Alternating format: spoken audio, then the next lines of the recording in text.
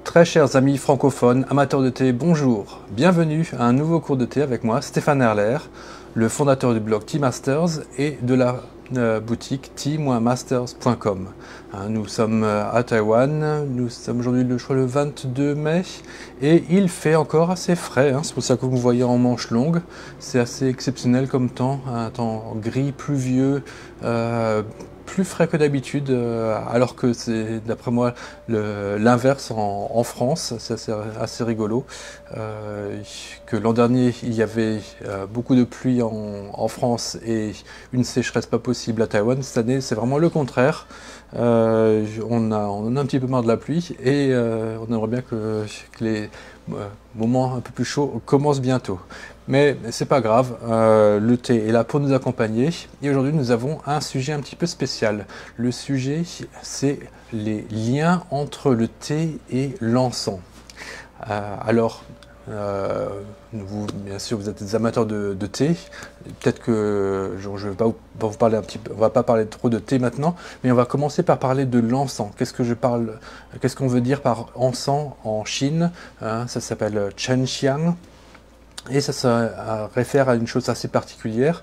On ne va pas parler de tous les produits dérivés parfumés de manière artificielle. On veut vraiment parler du vrai encens. Et ça commence par en fait du bois agar. C'est une espèce de bois qu'on trouve surtout en Asie du Sud, dans des endroits chauds et humides. Ça tombe bien. Et on le trouve notamment dans la Chine du Sud, Guangxi, Yunnan, on le trouve aussi au Laos, au Cambodge, au Vietnam, on peut aller jusqu'à la Malaisie, la Thaïlande, la Papouasie, comment on appelle ça,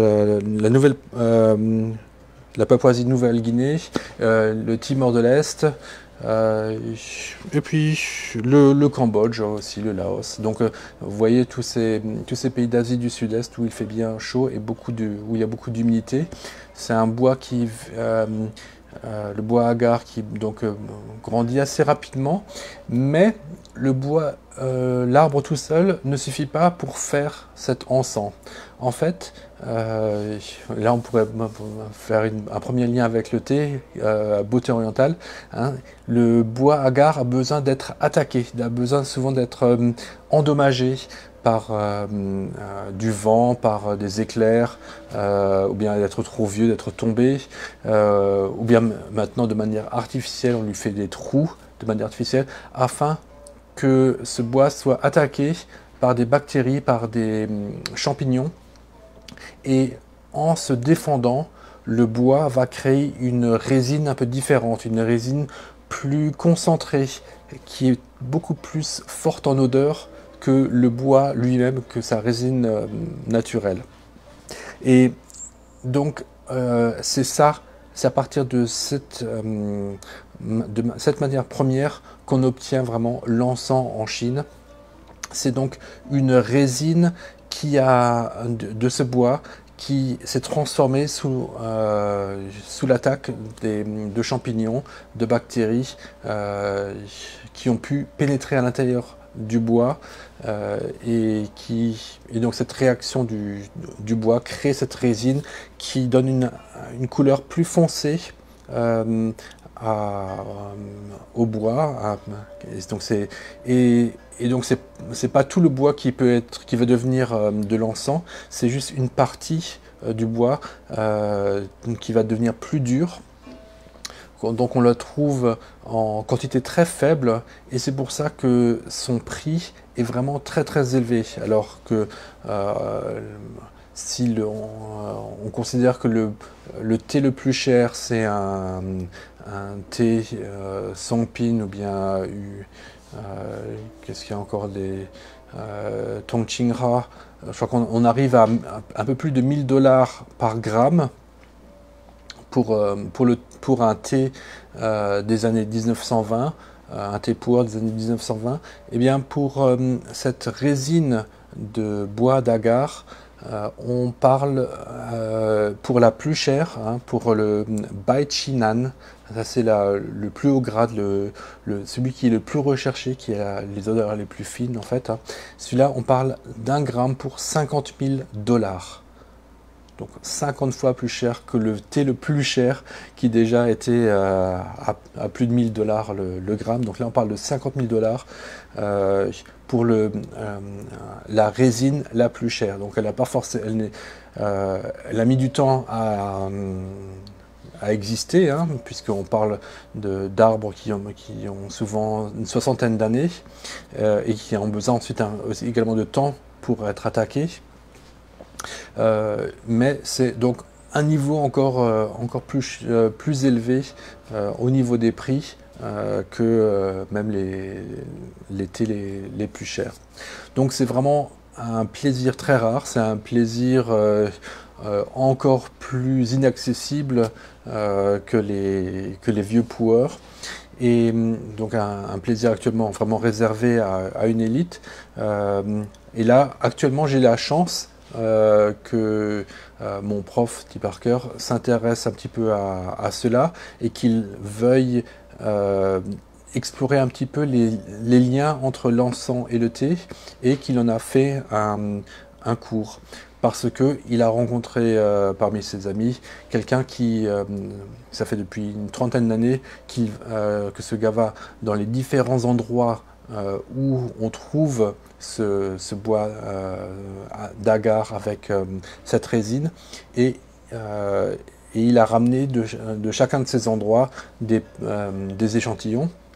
En fait, le gars, il ramène même plus que des échantillons, puisqu'il il en fait le commerce. Mais T. Parker a pu obtenir des échantillons d'une vingtaine et plus d'endroits, et pour nous les faire sentir, pour qu'on remarque vraiment à quel point chaque encens venant d'un endroit différent, avec un sol différent, et peut-être avec des bois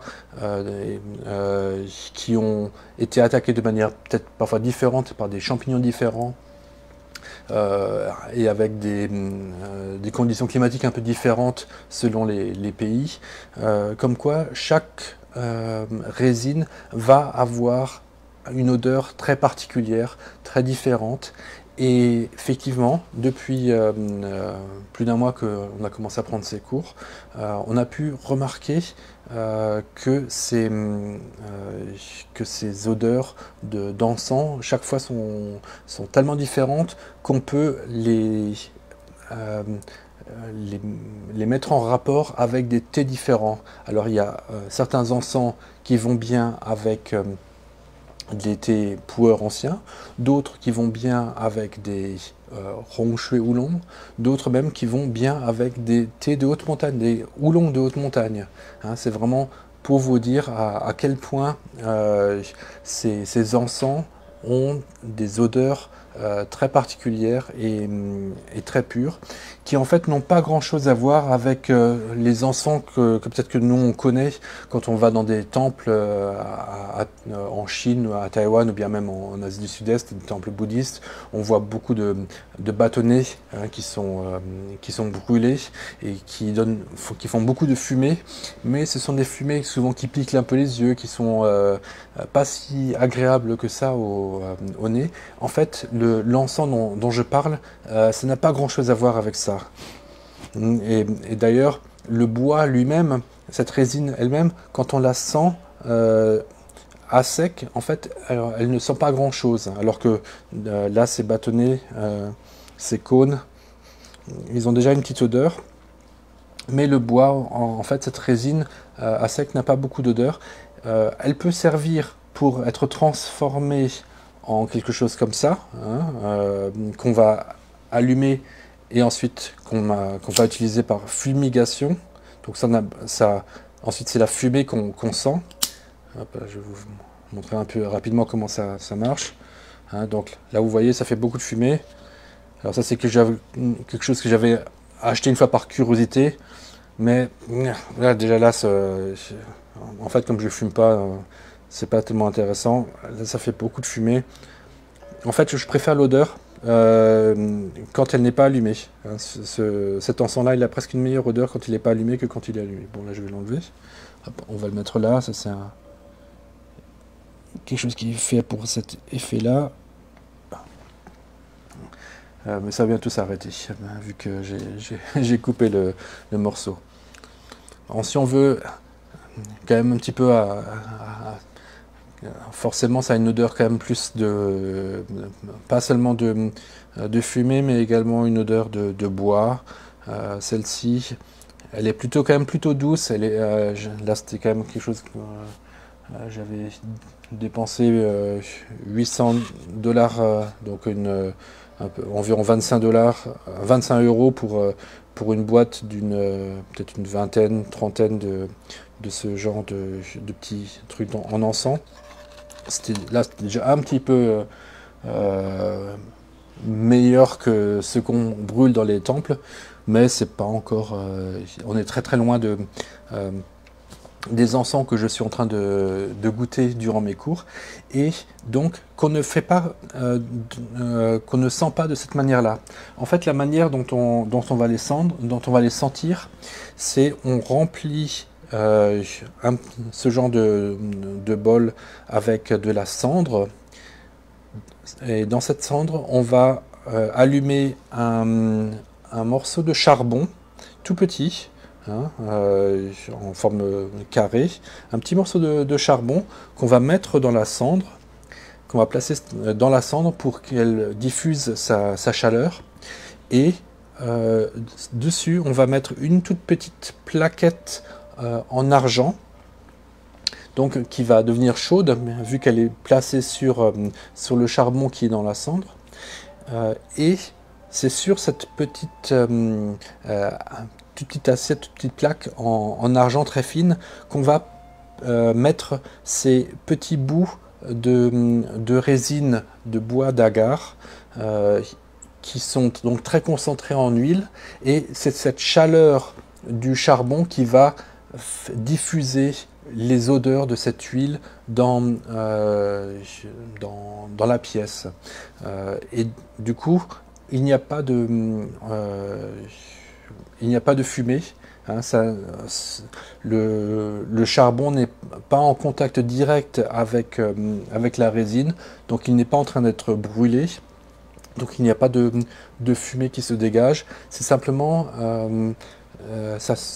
par chauffage que les odeurs de cette huile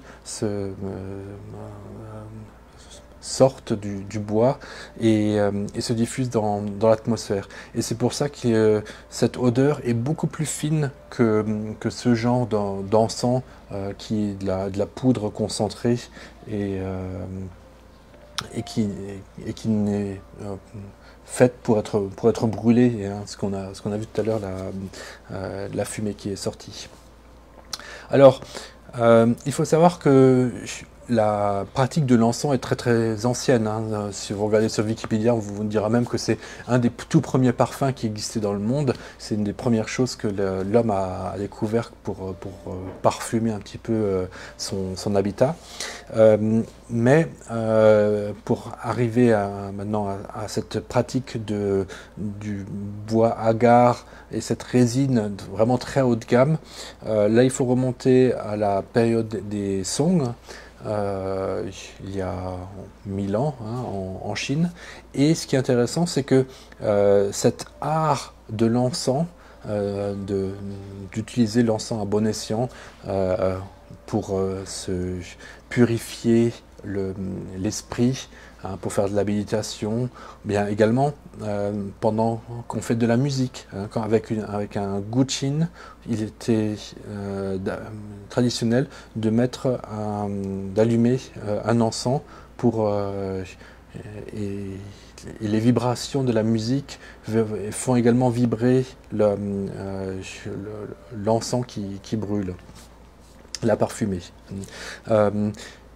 Mais donc c'est un art qui remonte au son, qui était un des arts principaux pour être, on va dire, un gentleman, pour être vraiment cultivé. Et c'était un des 4 ou 6 arts qui étaient vraiment les plus importants pour l'époque. Et l'art du thé était un autre de ces arts, ainsi que l'art de faire des arrangements floraux. On y pense un petit peu moins actuellement, mais l'arrangement floral était également un art pour les Chinois de la période Song qui était très très important. On le retrouve encore dans le ikebana japonais qui a gardé cette culture de l'arrangement floral en Asie. Mais il y a également une école chinoise de l'arrangement floral qui remonte donc au Song, au même titre que la pratique de l'encens et la pratique du thé. Et le quatrième, on va dire que ça va être l'appréciation des peintures chinoises. Alors, qu'est-ce que j'ai trouvé vraiment intéressant dans ces cours sur l'encens et le thé, hein?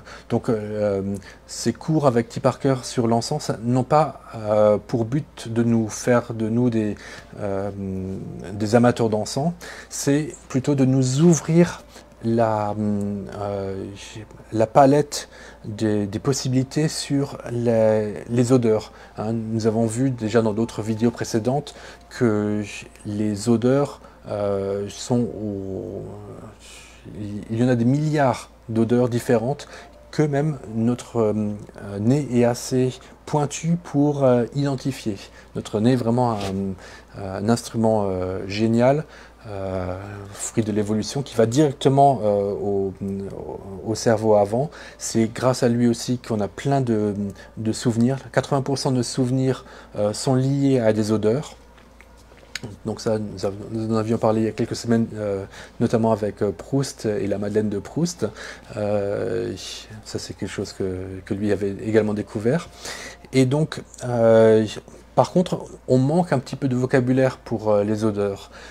Parfois, le thé, ouais, ça sent bon, oh, c'est fleuri, oh, c'est fruité, oh, c'est boisé. On est vite limité, on a un peu de mal à décrire les odeurs du thé parce que on a moins la pratique de décrire les odeurs qu'on rencontre dans le thé. On manque de vocabulaire. On manque d'expérience également en restant tout le temps, notamment maintenant à la maison, en appartement, en ville, on a moins accès à des odeurs très naturelles. Donc on manque un petit peu d'expérience pour les odeurs et dans ce cadre-là, l'encens, ça nous permet de découvrir des palettes très très riches d'odeurs et de remarquer qu'il y a beaucoup de thés qui vont avoir des palettes similaires. Si bien que en l'espace d'un mois, durant ces cours, nous avons réussi à mettre ensemble des encens avec du pu'er ancien, du pu'er jeune. Également, certains encens allaient bien avec du Rong Shui Oolong, d'autres avec des Yancha, hein, de Hui, d'autres même allaient très bien avec des Oolong de haute montagne. Hein, c'est pour vous montrer vraiment que les encens ont des odeurs vraiment très très variées, aussi variées que le thé. Et le fait de sentir une odeur assez puissante d'encens, c'est un petit peu comme si on sentait du thé mais en plus magnifié. Et donc parfois c'est plus simple de reconnaître les odeurs de l'encens avant de reconnaître les odeurs du thé. Et c'est un jeu un petit peu de s'imaginer, tiens, quel est le thé auquel cet encens me fait penser, hein, et essayer de trouver un thé dont les odeurs se combineront bien avec le thé qu'on va boire. Et ainsi, on arrive à accentuer encore ce plaisir des odeurs en buvant quelque chose qui a une odeur similaire, parallèle. Et en fait, là, on découvre la beauté du thé encore plus. C'est que autant l'encens a des très très belles odeurs, notamment cet encens vraiment de haut de gamme, de luxe, mais ça reste quelque chose qu'on ne fait que sentir Alors que le thé, c'est non seulement on peut le sentir, mais également on peut le déguster. Hein, il va nous donner du plaisir au palais et ainsi que du plaisir dans tout le reste du corps et nous relaxer de la même manière, ou bien en fait de manière complémentaire à la relaxation de l'encens. Et c'est pour ça que c'est un plaisir que les Chinois ont très tôt mis ensemble, hein, le plaisir du thé et le plaisir de l'encens. Et aujourd'hui, je suis vraiment un petit peu désolé de vous frustrer par par ce cours, parce que je n'arrive pas à vous envoyer des odeurs d'encens à travers la vidéo. Je vous invite à essayer d'en faire l'expérience et de vous demander, tiens, telle odeur, elle me fait penser à quel thé. Donc, surtout si vous avez un jour, si vous tombez sur des amis chinois très fortunés ou bien qui sont amateurs, eux, d'encens, ça peut être intéressant également d'aller un petit peu faire la découverte avec eux de leurs meilleurs encens. Parfois, les gens qui collectionnent l'encens, parfois ils sont plus à ça près, quoi. Donc ils sont également prêts à partager s'ils tombent sur des gens qui apprécient également les odeurs. Et ça, c'est une des choses que nous on arrive à faire en tant qu'amateurs de thé. On est très sensible aux odeurs, donc on a vraiment des prédispositions pour également apprécier l'encens. Mais mon expérience, et puis maintenant en comparant les deux, le thé, ça reste beaucoup plus abordable, donc à moins que vous ayez un budget un peu plus confortable, restez plutôt avec le thé plutôt que d'aller dans l'encens. Voilà, maintenant je vais déguster mon vieux pu'er du milieu des années 80 et voir en quoi il ressemble un petit peu à certains encens que j'ai pu sentir, notamment peut-être ressentir cet encens ici, qui a une odeur un petit peu, ouais, ça fait forcément, ça fait également penser à ces vieux temples qu'on visite, alors pas forcément pour sentir l'encens fraîchement fumé, mais également sentir l'odeur du bois dans le temple. Hein. Il y a une odeur assez douce et voilà, donc on va un peu goûter ça. Et dès que j'aurai fait une première infusion, je passerai à vos questions. N'hésitez pas à m'en poser. N'hésitez pas non plus à me mettre un pouce bleu si vous avez trouvé cette vidéo intéressante. Si vous aviez appris quelque chose, afin de me motiver à continuer à en faire. Et puis aussi pour aider le référencement pour que d'autres amateurs de thé trouvent ces vidéos plus facilement.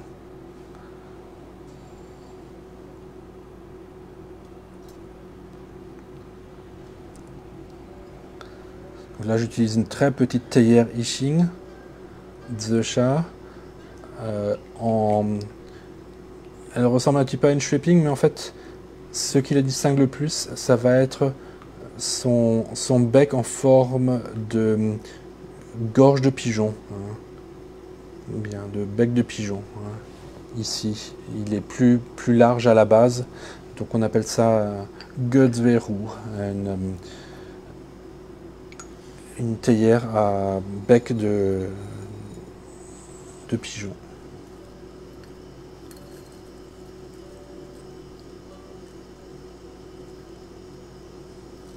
Alors, donc on a plusieurs similitudes entre le thé et l'encens. Dans les deux cas, la chaleur va magnifier les odeurs. Une fois qu'on met les feuilles dans une théière chaude, c'est un petit peu comme quand on place l'encens la résine sur cette petite plaque en argent qui est sur le charbon de bois, l'odeur devient plus puissante.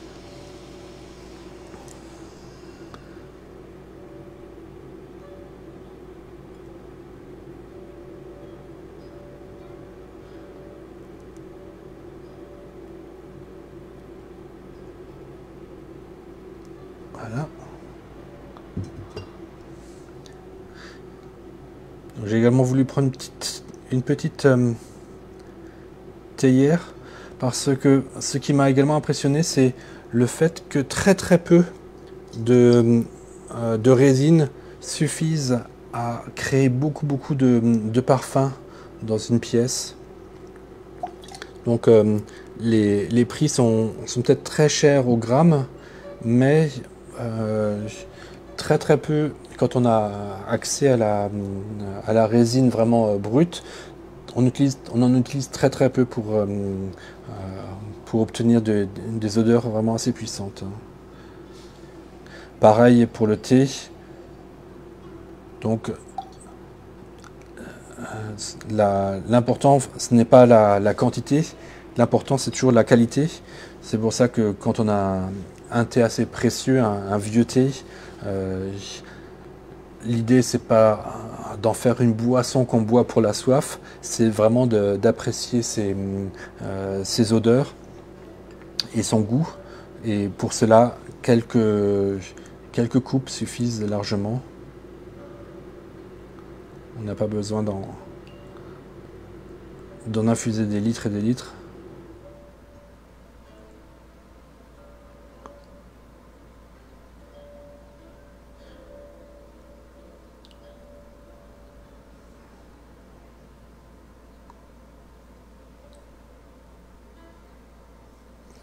Alors, certains encens ont des odeurs de miel, d'autres des odeurs citronnées.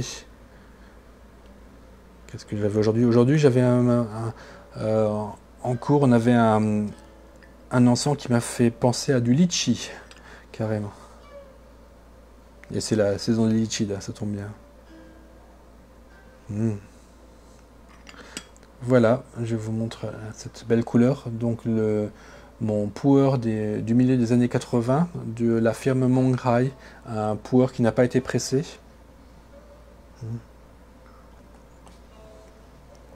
Et qui a une finesse et une certaine douceur. Un côté boisé qui me fait penser un petit peu à cet encens-là. Voilà. Effectivement, il y a des correspondances et ça donne,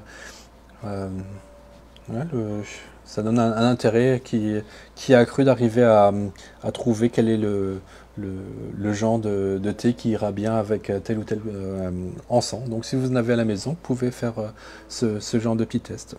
Merci beaucoup pour votre attention et à la semaine prochaine pour un autre cours.